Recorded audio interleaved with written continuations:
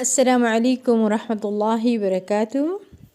نحمده ونصلی علی رسوله الکریم، اما بعد فاعوذ باللہ من الشیطان الرجیم، بسم اللہ الرحمن الرحیم، رب اشرح لی صدری ویسر لی امری واحلل عقدۃ من لسانی یفقهوا قولی۔ فهل ينظرون إلا الساعة أن تأتيهم بغتة فقد جاء أشراطها فأنى لهم إذا جاءتهم ذكراهم۔ تو کیا لوگ بس قیامت ہی کے منتظر ہیں کہ وہ اچانک ان پر آ جائے؟ اس کی علامتیں تو ظاہر ہو چکی ہیں۔ جب وہ خود ہی آ جائے گی تو ان کے لیے نصیحت حاصل کرنے کا موقع کہاں باقی رہے گا؟ پھر تو انسان کو اپنے اعمال کا انجام ہی دیکھنا ہوگا نا۔ آج وقت ہے، آج ہم کچھ کر لیں، اس دن کی تیاری کر لیں۔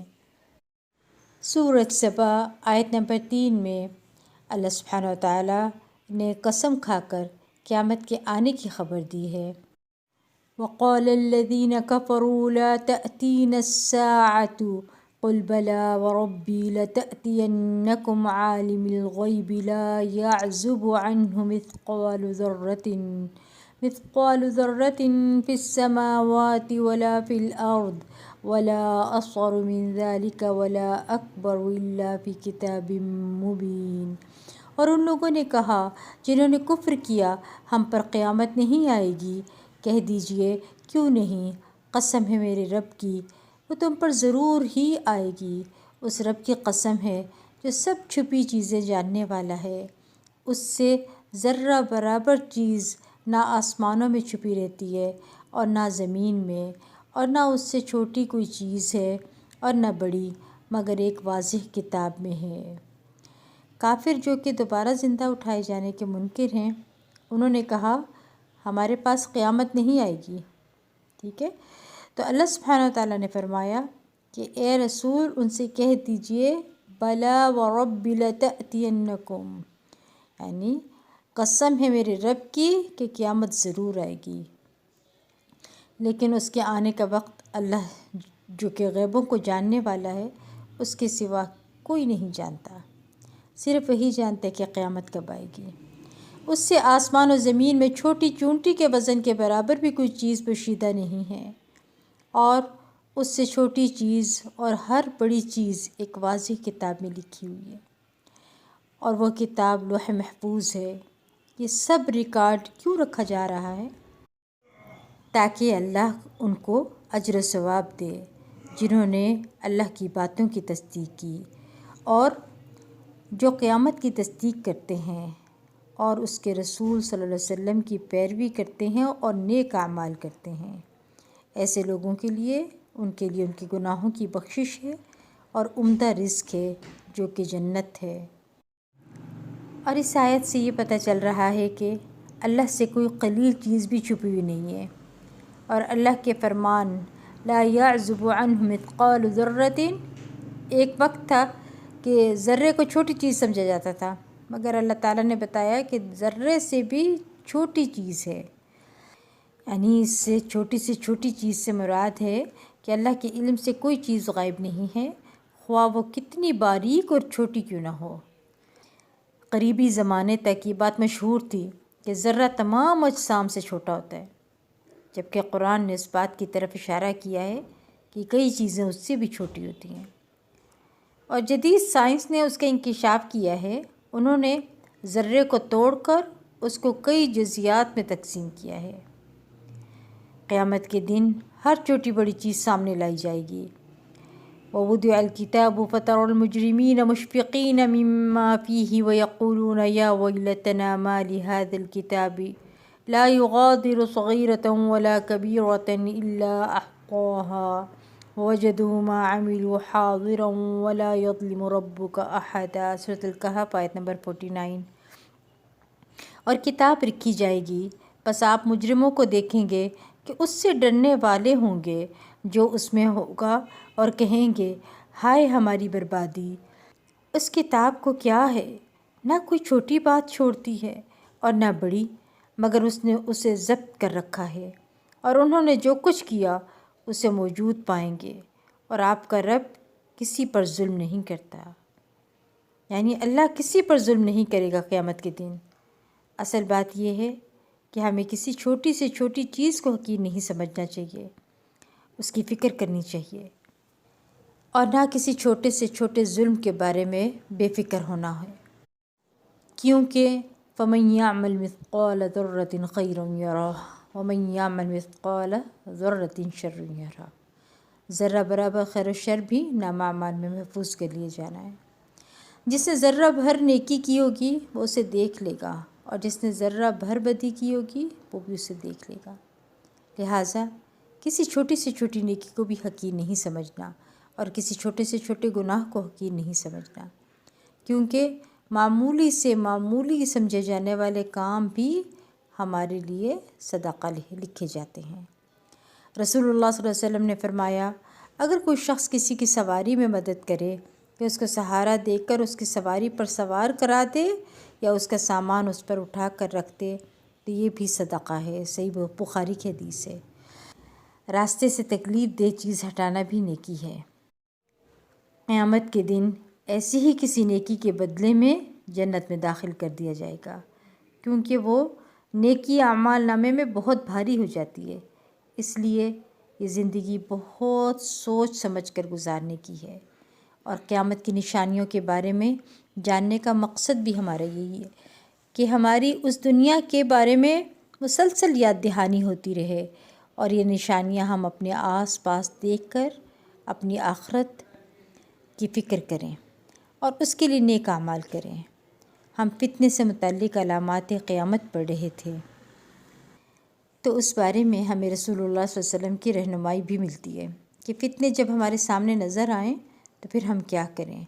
اور سچی بات تو یہ ہے کہ خود کو ممکنہ حد تک فتنوں سے بچانا ہے، یعنی فتنے سے اپنے آپ کو محفوظ رکھنا ہے۔ مسلم بن ابی بکرہ اپنے والد سے روایت کرتے ہیں، وہ کہتے ہیں کہ رسول اللہ صلی اللہ علیہ وسلم نے فرمایا، عنقریب ایک فتنہ ہوگا جس میں لیٹا ہوا شخص بیٹھے ہوئے سے بہتر ہوگا، اور بیٹھا ہوا شخص کھڑے ہوئے سے بہتر ہوگا، اور کھڑا ہوا شخص چلنے والے سے بہتر ہوگا، اور چلنے والا بہتر ہوگا اس فتنے میں کوشش کرنے والے سے۔ حضرت ابو بکرہ رضی اللہ عنہ نے فرمایا کہ یا رسول اللہ صلی اللہ علیہ وسلم، آپ مجھے کیا حکم دیتے ہیں؟ آپ صلی اللہ علیہ وسلم نے فرمایا، جس کے پاس اونٹ ہوں تو اسے چاہیے کہ اپنے گھر والوں سے جا ملے، اور جس کے پاس بکریاں مویشی ہوں تو اپنی بکریوں سے جا ملے، اور جس کی کوئی کھیتی ہو تو وہ زمین سے جا ملے، یعنی کھیتی باڑی کرے، اپنے کام سے کام رکھے۔ انہوں نے کہا کہ تو جس کے پاس ان میں سے کچھ نہ ہو تو وہ کیا کرے؟ یعنی اگر اس کے پاس کچھ نہ ہو تو پھر وہ کیا کرے؟ یعنی کوئی جاب نہ ہو، کوئی بزنس نہ ہو، یعنی اس کے پاس فارغ دماغ ہوگا تو فتنے میں پڑ سکتا ہے نا۔ تو آپ صلی اللہ علیہ وسلم نے فرمایا کہ اسے چاہیے کہ اپنی تلوار اٹھائے اور اس کی دھار کو پتھر پر مار کر کند کر دے تاکہ لڑنے کے قابل ہی نہ رہے، پھر جہاں تک ہو سکے فتنے سے بچنے کی کوشش کرے۔ تو اس سے ایک بہت اہم رہنمائی ہمیں ملتی ہے کہ ایسی تمام چیزوں سے پرہیز کرنا چاہیے، ایسے لوگوں کو رائے دینے سے بچنا چاہیے، اور جو لوگ موجود ہیں ان کا ساتھ دینے سے بچنا چاہیے، کیونکہ انسان بعض اوقات ایک بات کی وجہ سے اپنی بہت ساری نیکیاں کھو دیتا ہے۔ تقویٰ کا تقاضا بھی یہی ہے کہ انسان محتاط زندگی بسر کرے، اور اگر کوئی شخص کسی فتنے میں مبتلا بھی ہے تو تبصرہ نہ کرے، البتہ نصیحت کر سکتا ہے، خیر خواہی کرے، اگر وہ نہیں مانتا تو اس سے الگ ہو جائیں۔ اسی لیے آپ صلی اللہ علیہ وسلم نے مختلف کاموں کا ذکر کیا نا، اس میں مشغول ہو جائے۔ ایک اور حدیث میں ہمیں پتہ چلتا ہے کہ فتنوں کے ایام میں اپنے آپ کو گھروں میں روک لینا چاہیے۔ حضرت عبداللہ بن مسعود رضی اللہ عنہ روایت کرتے ہیں، وہ کہتے ہیں کہ رسول اللہ صلی اللہ علیہ وسلم نے فرمایا، عنقریب ایسا فتنہ ہوگا کہ اس میں سونے والا لیٹنے والے سے بہتر ہوگا، لیٹنے والا بیٹھنے والے سے بہتر ہوگا، بیٹھنے والا کھڑے ہونے والے سے بہتر ہوگا، کھڑے ہونے والا چلنے والے سے بہتر ہوگا، چلنے والا سوار سے بہتر ہوگا اور سوار دوڑنے والے سے بہتر ہوگا۔ ان کے سارے مقتولین جہنم میں جائیں گے۔ میں نے کہا اے اللہ کے رسول صلی اللہ علیہ وسلم ایسے کب ہوگا؟ آپ صلی اللہ علیہ وسلم نے فرمایا قتل و غارت کے ایام میں ایسا ہوگا۔ میں نے کہا قتل کے ایام کب ہوں گے؟ آپ صلی اللہ علیہ وسلم نے فرمایا جب آدمی اپنے ہم نشیں سے خوفزدہ ہوگا۔ میں نے کہا اگر میں ایسا زمانہ پا لوں تو آپ مجھے کیا حکم دیتے ہیں؟ آپ صلی اللہ علیہ وسلم نے فرمایا اپنے آپ کو اور اپنے ہاتھ کو قابو میں رکھنا اور اپنے گھر کے اندر رہنا۔ میں نے کہا اے اللہ کے رسول صلی اللہ علیہ وسلم اگر کوئی فتنے باز میرے گھر کے اندر بھی گھس آیا تو مجھے کیا کرنا ہوگا؟ آپ صلی اللہ علیہ وسلم نے فرمایا تو اپنے کمرے میں داخل ہو جانا۔ میں نے کہا اے اللہ کے رسول صلی اللہ علیہ وسلم اگر وہ میرے کمرے میں گھس آئے تو آپ صلی اللہ علیہ وسلم نے فرمایا اپنی سجدہ گاہ میں گھس جانا اور اس طرح کر لینا۔ پھر آپ نے دائیں ہاتھ سے کلائی کو پکڑ لیا، یعنی وہ جو قیامت میں حالت ہوتی ہے، اور کہنا ربی اللہ، میرا رب اللہ ہے، ایسے ہی رہنا حتیٰ کہ تو مر جائے۔ یعنی تم نے اس کو جواب نہیں دینا، تم نے اس کے خلاف تلوار نہیں اٹھائی۔ اگر تم بھی اس میں شامل ہو گئے تو قاتل و مقتول برابر ہو جائیں گے۔ اس سے یہ پتہ چلتا ہے کہ مسلمانوں کی آپس کی خانہ جنگیاں ہیں، اس میں شامل ہو کے تو پھر سب آگ میں جائیں گے، یعنی جو لوگ شامل ہو جائیں گے وہ سب کے سب آگ میں جائیں گے۔ حضرت حذیفہ رضی اللہ عنہ روایت کہتے ہیں کہ میں نے رسول اللہ صلی اللہ علیہ وسلم کو یہ فرماتے ہوئے سنا فتنے دلوں پر ایک کے بعد ایک اس طرح آئیں گے، یعنی فتنے دل پر اثر کریں گے جس طرح چٹائی کے تنکے ایک دوسرے کے ساتھ مسلسل اور آگے پیچھے ہوتے ہیں ساتھ ساتھ۔ پس جو دل ان کے ساتھ خلط ملط ہو گیا اور گھل مل گیا تو اس میں ایک سیاہ نقطہ علامت کے طور پر لگا دیا جائے گا، اور جس دل نے ان کا انکار کیا اور انہیں برا سمجھا تو اس میں نشانی کے طور پر سفید نقطہ لگا دیا جائے گا، یہاں تک کہ وہ فتنے دو دلوں پر منحصر ہو جائیں گے، یعنی لوگ دو گروہوں میں بٹ جائیں گے۔ ایک سفید دل پر جو بالکل صاف شفاف ہے تو آسمان و زمین کے باقی رہنے تک اسے کوئی فتنہ نقصان نہیں پہنچا سکتا، اور دوسرا کالا دل جو مٹیالہ اور مٹی کے برتن کی طرح جھکا ہوا ہوگا کہ وہ نیکی کو نیکی نہیں پہچانے گا اور نہ برائی کو برائی جانے گا مگر وہ جو اس کا نفس پسند کرے۔ اب یہاں پر حدیث کے کچھ الفاظ وضاحت طلب ہیں، جیسے فَأَيُّ قَلْبٍ أُشْرِبَهَا، جس دل کو دو فتنے پلا دیے گئے، یعنی جس دل نے ان فتنوں کو اس طرح قبول کر لیا کہ وہ فتنے اس دل میں رچ بس گئے، تو اس دل میں ایک کالا نقطہ پڑ جائے گا۔ جیسے کہا جاتا ہے نا اُشْرِبَ فِي قَلْبِهِ حُبِّهِ، یعنی فلاں شخص کی محبت اس کے دل کو پلا دی گئی، یعنی اس کے دل میں ملا دی گئی۔ فتنے اس میں مکمل طور پر داخل ہو گئے اور وہ دل ان فتنوں کے ساتھ لازم ہو گیا، جس طرح مشروب جسم میں داخل ہو کر مساموں میں جا ملتا ہے نا، اور پھر اس کے وہاں مل جانے کا مقصد مکمل ہو جاتا ہے۔ اس کی مثال یہ ہے کہ جیسے منکر کی مجالس میں شرکت کرنا ہے نا، یا ایسی مووی دیکھ لیتا ہے، اگر اس کے اندر فلٹر نہیں ہے تو پھر وہ غلط سوچ میں مبتلا ہو جاتا ہے نا، اس کے خیالات بدلنے لگتے ہیں، اس کی ایمان میں کمی آنے لگتی ہے، اور پھر اس کے نتیجے میں انسان اس منکر کے تابع ہو جاتا ہے۔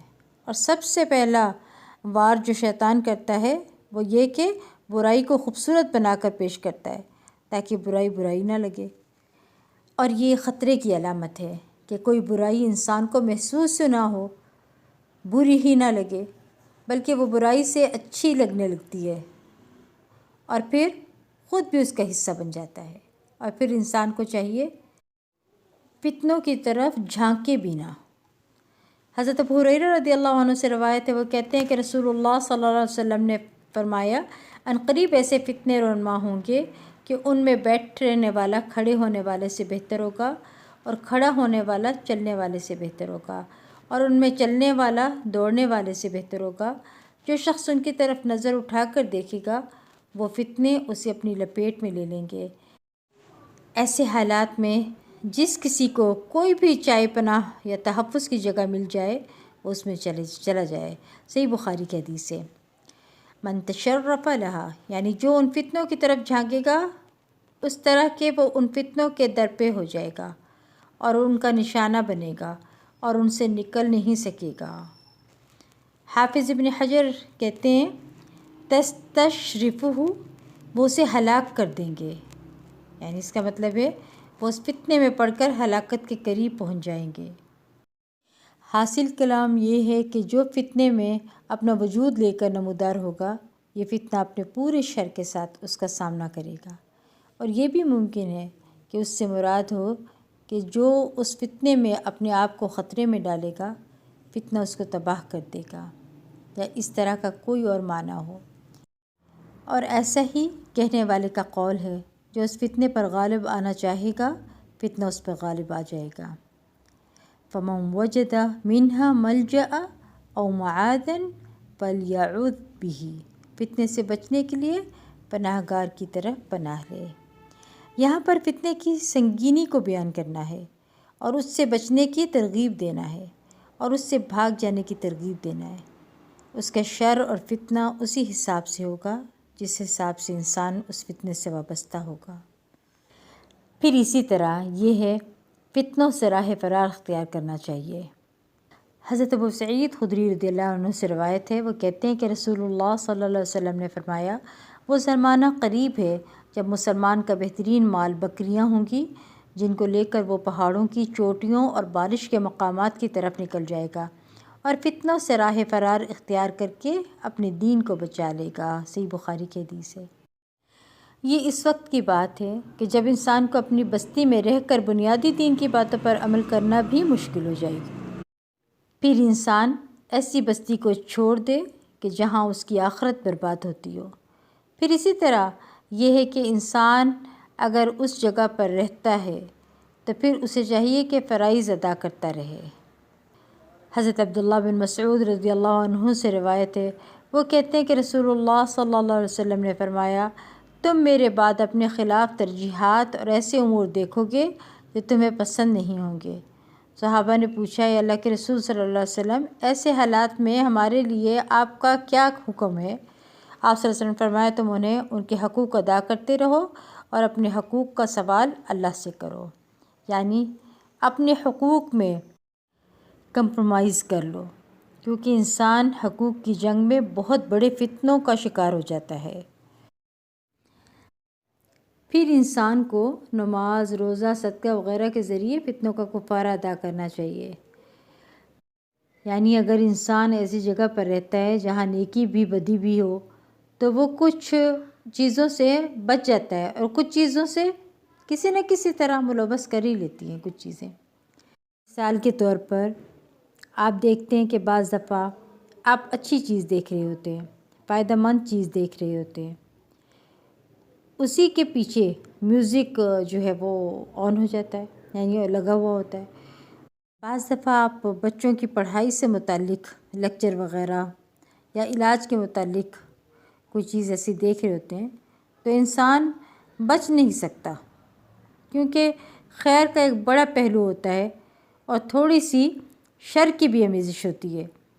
اب انسان باکراہت کسی ایسی چیز سے گزرا ہے، مثلاً گھر میں کسی نے ٹی وی لگایا ہوا ہے، وہ شوقین ہے دیکھنے کا، آپ اسے سمجھاتے بھی ہیں اور روکتے بھی ہیں مگر وہ مانتا نہیں، ٹھیک ہے، منع نہیں ہوتے، تو پھر ہر تھوڑی دیر کے بعد میوزک کا شور آپ کے کانوں تک آتا ہے۔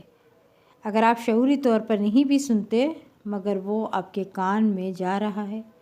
مثلاً آپ کسی کی غیبت نہیں کرنا چاہتے اور کوئی اور شخص آ کر کرتا ہے تو کیا کرنا چاہیے؟ کوئی اور شروع کر دیتا ہے تو دوسروں کی برائیاں اور اگر آپ روکتے بھی ہیں تو وہ نہیں رکتا۔ اسی طرح اسکرین پر آپ سن رہے ہوتے ہیں، اللہ کی باتیں سن رہے ہوتے ہیں نا اسکرین پر، ٹھیک ہے، تو بیچ میں اشتہار آ جاتے ہیں، نہ آنکھ سے بچ سکتے ہیں نہ کان سے بچ سکتے ہیں، اور نہ زبان سے بچ سکتے ہیں، تو ایسے میں پھر نمازوں اور صدقہ وغیرہ کی طرف جو ہے وہ یعنی مڑنا چاہیے، اہتمام کرنا چاہیے تاکہ صفائی ہوتی رہے. ٹھیک ہے، صفائی ضروری ہے. جو گرد و غبار پڑا ہے نا دل کے اوپر، اس کی صفائی ہونی چاہیے. حضرت شقیق نے کہا کہ میں نے حضرت حذیفہ بن یمان رضی اللہ عنہ کو یہ کہتے ہوئے سنا کہ ہم عمر رضی اللہ عنہ کے پاس بیٹھے ہوئے تھے کہ آپ نے پوچھا کہ فتنہ سے متعلق رسول اللہ صلی اللہ علیہ وسلم کی کوئی حدیث تم میں سے کسی کو یاد ہے؟ میں بولا مجھے اسی طرح یاد ہے جیسے آپ صلی اللہ علیہ وسلم نے اسے بیان فرمایا. حضرت عمر رضی اللہ عنہ نے بولے کہ تم اس پر جرات رکھتے ہو. میں نے کہا آدمی کا وہ فتنہ اس کے اہل اور اس کے مال اور اس کی اولاد اور اس کے پڑوسی میں ہوتا ہے، اور نماز، روزہ، صدقہ، اچھی بات کا حکم اور بری باتوں سے روکنا ان فتنوں کا کفارہ ہے. حضرت عمر رضی اللہ عنہ نے فرمایا کہ میں تم سے اس کے متعلق نہیں پوچھ رہا بلکہ اس فتنہ کے بارے میں بتاؤ جو سمندر کی موج کی طرح ٹھاٹھے مارتا ہوا بڑھے گا. اس پر میں نے کہا کہ یا امیر المومنین، آپ اس سے خوف نہ کھائیے، آپ کے اور اس فتنے کے درمیان ایک بند دروازہ ہے. پوچھا کیا وہ دروازہ توڑ دیا جائے گا یا صرف کھولا جائے گا؟ میں نے کہا کہ توڑ دیا جائے گا. حضرت عمر رضی اللہ عنہ بول اٹھے کہ پھر تو وہ کبھی بند نہیں ہو سکے گا. شقیق نے کہا کہ ہم نے حذیفہ رضی اللہ عنہ سے پوچھا کیا عمر رضی اللہ عنہ اس دروازے کے متعلق کچھ علم رکھتے تھے؟ تو انہوں نے کہا کہ ہاں، بالکل اسی طرح جیسے دن کے بعد رات کے آنے کا. میں نے تم سے ایک ایسی حدیث بیان کی ہے جو قطعاً غلط نہیں ہے.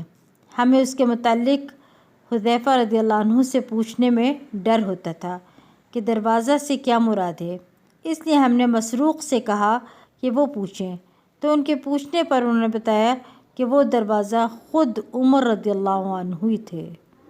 ٹھیک ہے، صحیح بخاری کی حدیث ہے.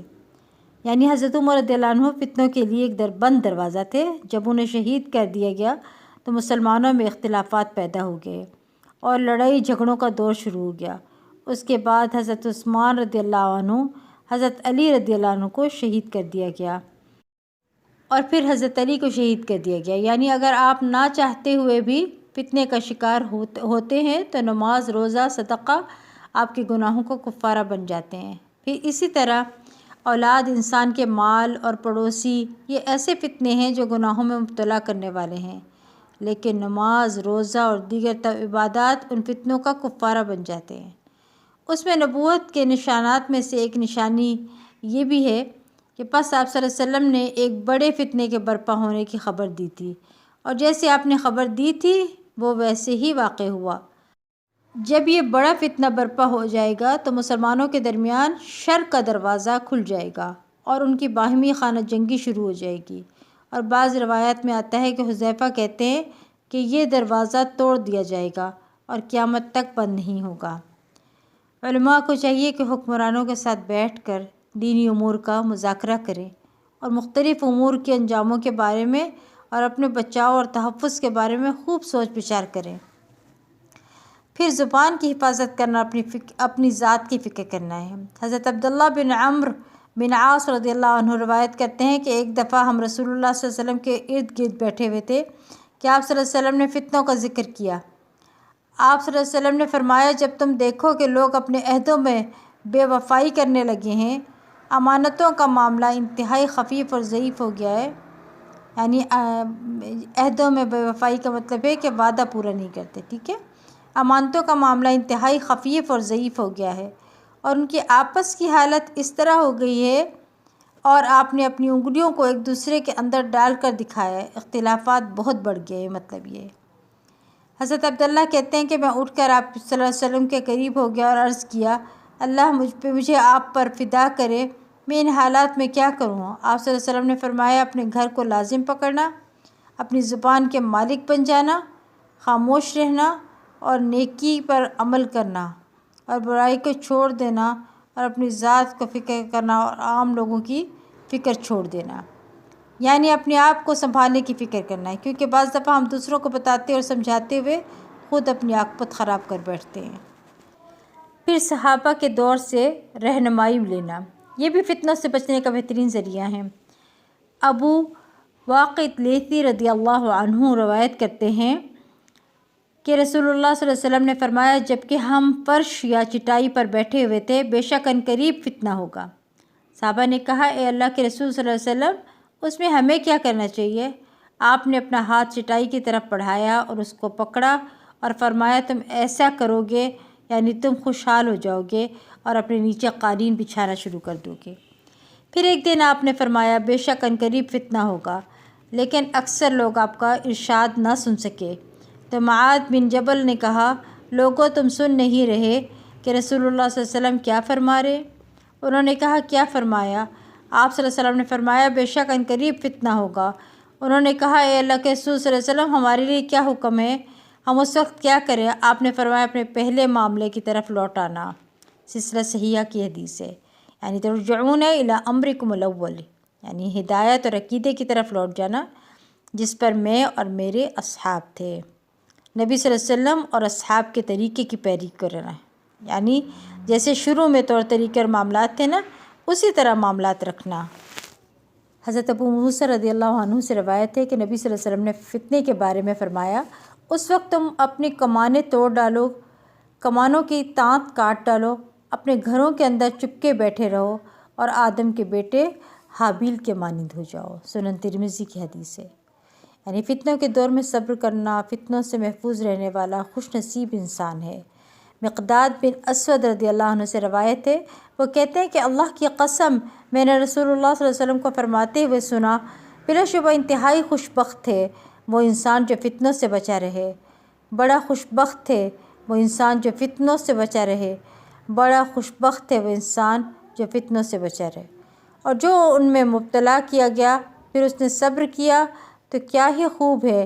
یعنی دو ہی راستے ہیں کہ انسان ہر ممکن کوشش کر کے بچتا رہے، اپنی زبان کو بچائے، اپنے آپ کو ایک طرف لے اور اگر کسی وجہ سے کوئی اسے گھسیٹ ہی لے اس میں یعنی اس فتنے کے اندر تو وہ کیا کرے؟ صبر کا راستہ اختیار کرے۔ یہاں تک کہ آپ صلی اللہ علیہ وسلم کی وہ تعلیمات ہیں جو آپ نے کہا تھا کہ فتنوں کے دور میں آپ کو کیا کرنا چاہیے۔ اب ہم بات کریں گے اگلے موضوع پر، حکومت سے متعلق علامات قیامت کی نشانیاں۔ قریش کے 12 خلفاء تھے نا۔ حضرت عامر بن سعد بن ابی وقاص سے روایت ہے، وہ کہتے ہیں کہ میں نے اپنے غلام نافع کے ذریعے جابر بن سمرہ کو لکھا کہ آپ مجھے خبر دیں کسی ایسی حدیث کی جو آپ نے رسول اللہ صلی اللہ علیہ وسلم سے سنی ہو۔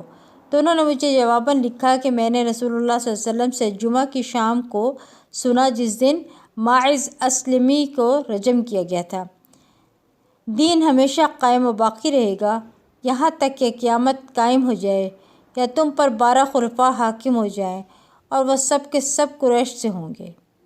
اور میں نے آپ صلی اللہ علیہ وسلم سے سنا آپ فرماتے تھے کہ مسلمانوں کی ایک چھوٹی سی جماعت کسریٰ یا اولاد کسریٰ کے سفید محل کو فتح کرے گی۔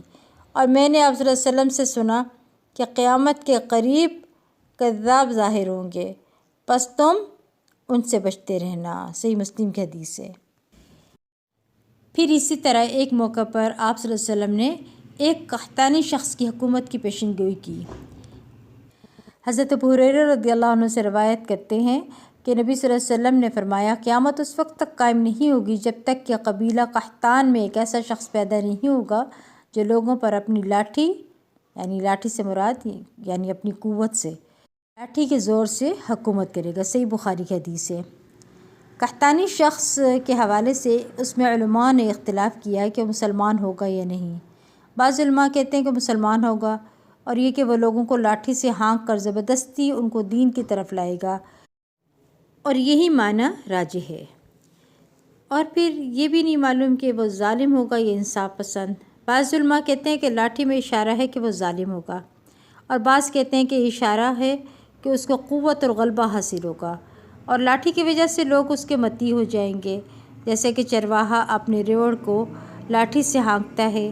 یہ آدمی اپنی قوت اور طاقت کے بل بوتے پر لوگوں کو اپنی لاٹھی سے ہانکے گا، یعنی اپنی قوت کی وجہ سے لوگوں سے اپنی مرضی کے کام کروائے گا۔ بعض لوگوں کا دعویٰ ہے کہ الجہجاہ قحطانی ہوگا، لیکن یہ راجح نہیں ہے، یعنی یہ بات جو ہے نا راجح نہیں ہے۔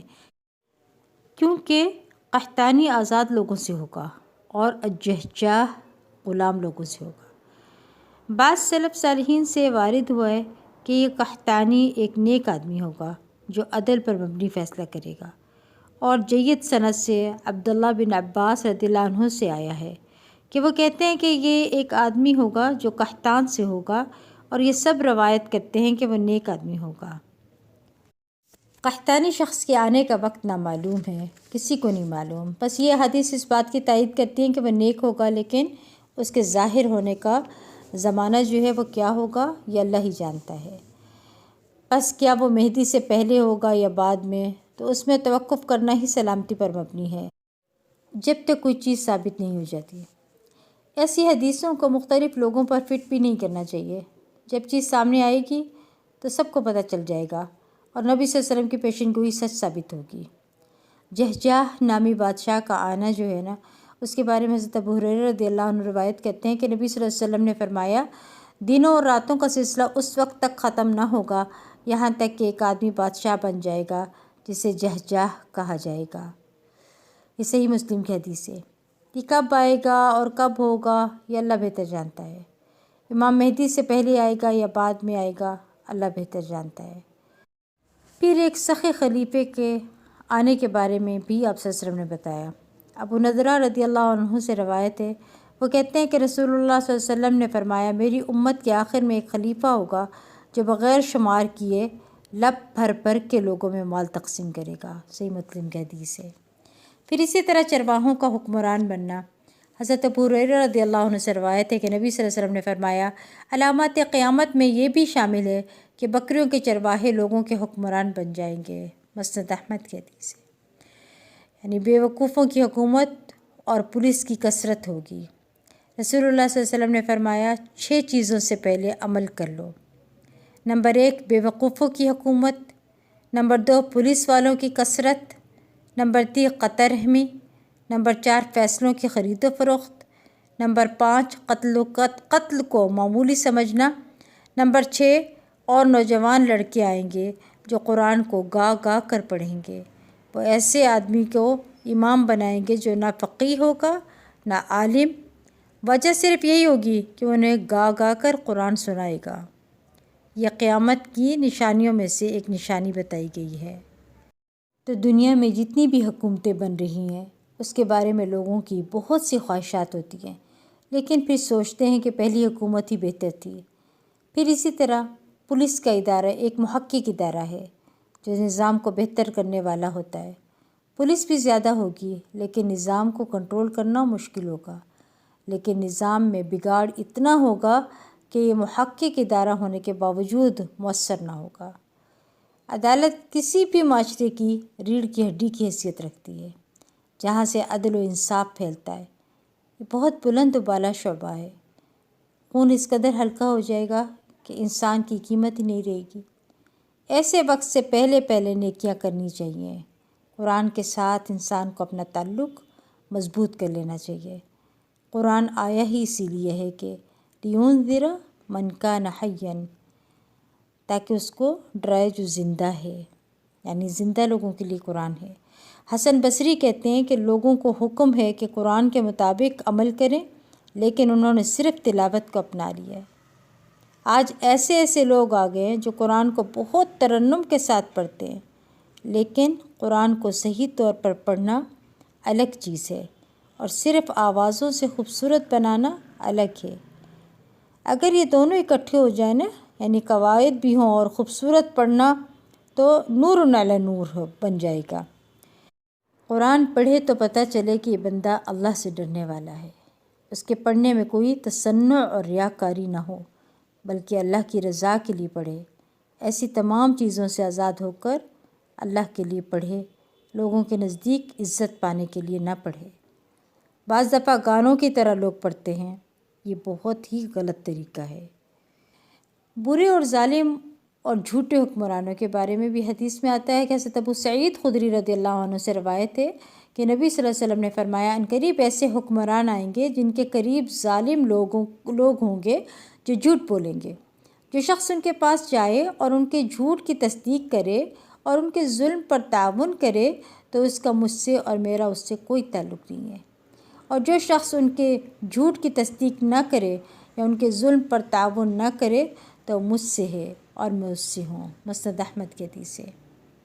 اول تو یہ ہے کہ حکمرانوں سے انسان بچ کر رہے، کیونکہ وہ طاقت کے بل بوتے پر ایسے ایسے کام کرواتے ہیں جو قرآن و سنت کے احکامات سے ٹکراتے ہیں۔ پھر اسی طرح آپ صلی اللہ علیہ وسلم نے پیشن گوئی کی شریر لوگوں کو قریب کرنے والے حکمرانوں کا آنا جو ہے وہ حضرت ابو سعید خدری اور حضرت ابو ہریرہ رضی اللہ عنہما سے روایت ہے۔ وہ دونوں کہتے ہیں کہ رسول اللہ صلی اللہ علیہ وسلم نے فرمایا، تم پر ایسے امراء ضرور آئیں گے جو شریر لوگوں کو اپنے قریب کریں گے اور نمازوں کو اپنے اوقات سے مؤخر کریں گے، تو جو کوئی تم میں سے ان کا دور پا لے تو نہ ایسی حکومت کا نمائندہ بنے، نہ سپاہی بنے، نہ ٹیکس جمع کرنے والا بنے، اور نہ ہی خزانچی بنے۔ صحیح ترغیب کی حدیث ہے، یعنی ان کا کوئی عہدہ قبول نہ کرے۔ پھر اسی طرح منکر کو متعارف کرنے والے حکمران کے بارے میں پیشن گوئی کی ہے۔ آپ صلی اللہ علیہ وسلم نے حضرت عبادہ بن صامت رضی اللہ عنہ سے روایت ہے کہ نبی صلی اللہ علیہ وسلم نے فرمایا، میرے بعد عنقریب تم پر ایسے امراء مسلط ہوں گے جو تم میں ایسی بری چیزیں متعارف کروائیں گے جن کا تم انکار کرو گے، اور ایسی اچھی چیزوں کا انکار کریں گے جن کو تم بحیثیت نیکی پہچانتے ہوگے۔ اگر کوئی ایسے لوگوں کا زمانہ پا لے تو وہ یاد رکھے کہ ایسے حکمرانوں کی کوئی اطاعت نہیں کی جاتی جو اللہ کی نافرمانی کرتے ہوں۔ نبی صلی اللہ علیہ وسلم کی زوجہ ام سلمہ رضی اللہ عنہا روایت کرتی ہیں کہ آپ صلی اللہ علیہ وسلم نے فرمایا، تم پر ایسے امیر لگائے جائیں گے جن میں تم اچھائیاں بھی دیکھو گے اور برائیاں بھی۔ جس نے برے کاموں کو ناپسند کیا وہ بری ہو گیا، جس نے انکار کیا وہ بچ گیا، مگر جس نے پسند کیا اور پیچھے لگا وہ نہ بری ہوا اور نہ بچ سکا۔ صحابہ نے عرض کی، یا رسول اللہ صلی اللہ علیہ وسلم، کیا ہم ان سے لڑائی کریں؟ آپ صلی اللہ علیہ وسلم نے فرمایا، نہیں، جب تک وہ نماز پڑھتے رہیں۔ آپ صلی اللہ علیہ وسلم کا مقصد تھا جس نے دل سے ناپسند کیا اور دل سے برا جانا۔ صحیح مسلم کی حدیث ہے۔ نبی صلی اللہ علیہ وسلم کے طریقے سے ہٹنے والے حکمران جو ان کے بارے میں بھی آتا ہے ذکر، حضرت حذیفہ بن یمان سے روایت ہے کہ نبی صلی اللہ علیہ وسلم نے فرمایا، میرے بعد ایسے امام، حکمران اور رہنما ہوں گے جو زندگی گزارنے کے میرے طریقے پر نہیں چلیں گے اور نہ میری سنت کو اپنائیں گے، اور جلد ہی ان میں ایسے لوگ کھڑے ہوں گے جن کی وضع قطع انسانی ہوگی، ان کے دل شیطانوں کے دل ہوں گے۔ حضرت حذیفہ رضی اللہ عنہ نے کہا، میں نے عرض کیا، اے اللہ کے رسول صلی اللہ علیہ وسلم، اگر میں وہ زمانہ پاؤں تو کیا کروں؟ آپ نے فرمایا، امیر کا حکم سننا اور اس کی اطاعت کرنا، چاہے تمہاری پیٹھ پر کوڑے مارے جائیں اور تمہارا مال چھین لیا جائے، پھر بھی سننا اور اطاعت کرنا۔ صحیح مسلم کی حدیث ہے۔ مطلب یہ کہ وہ نماز پڑھتے ہیں اور باقی برائیاں بھی کرتے ہیں تو ان کا معاملہ اللہ کے ساتھ ہے، لیکن تم فتنہ برپا نہ کرنا، ٹھیک ہے؟ پھر بدعتوں کو رواج دینے والے حکمران آئیں گے۔ ابن مسعود رضی اللہ عنہ سے مروی ہے کہ آپ صلی اللہ علیہ وسلم نے فرمایا، عنقریب تم پر ایسے حکمران مسلط ہو جائیں گے جو نمازوں کو ان کے اوقات سے مؤخر کر دیں گے اور بدعات ایجاد کریں گے۔ ابن مسعود نے پوچھا، میں اس وقت کیا کروں؟ تو آپ صلی اللہ علیہ وسلم نے فرمایا، اے ابن ام عبد، تم پوچھ رہے ہو کہ تم اس وقت کیا کرو؟ جو اللہ کی نافرمانی کرے اس کی اطاعت نہ کرو۔ پھر بے رحم پولیس والے۔ ابو امامہ رضی اللہ عنہ سے روایت ہے کہ نبی صلی اللہ علیہ وسلم نے فرمایا، آخری زمانے میں ایسی پولیس ہوگی جو صبح بھی اللہ کی ناراضگی میں کرے گی اور شام بھی اللہ کی ناراضگی میں کرے گی۔ حضرت ابو امامہ رضی اللہ عنہ سے روایت ہے کہ نبی صلی اللہ علیہ وسلم نے فرمایا، میری امت کے آخری زمانے میں ایسے لوگ منظر عام پر آئیں گے کہ ان کے پاس گائے کی دم کی طرح کوڑے ہوں گے۔ وہ صبح بھی اللہ کی ناراضگی میں کریں گے اور شام بھی اس کے غضب میں، یعنی لوگوں پر ظلم کریں گے، یعنی اپنی طاقت کا غلط استعمال کریں گے۔ یہ سب علامات ہیں حکمرانوں کے متعلق۔ امام نووی کہتے ہیں کہ کوڑے مارنے والے جو لوگ حدیث میں بیان کیے گئے ہیں، بس یہ پولیس کے جوان ہیں، یعنی یہ صورتحال نووی رحمہ اللہ کے زمانے میں تھی۔ پھر ان کے زمانے کے بعد مزید ایسے لوگ آتے گئے اور آتے گئے، یعنی وہ جو لوگوں کو امن فراہم کرنے والے تھے نا، وہی جان لینے والے بن گئے۔ اللہ سے دعا ہے کہ وہ ہمیں اور ہماری نسلوں کو ہر طرح کے فتنے سے محفوظ رکھے. آمین ثم آمین. وآخر دعوانا ان الحمد للہ رب العالمین. سبحانک اللہم وبحمدک اشہد ان لا الہ الا انت استغفرک واتوب الیک. السلام علیکم ورحمۃ اللہ وبرکاتہ.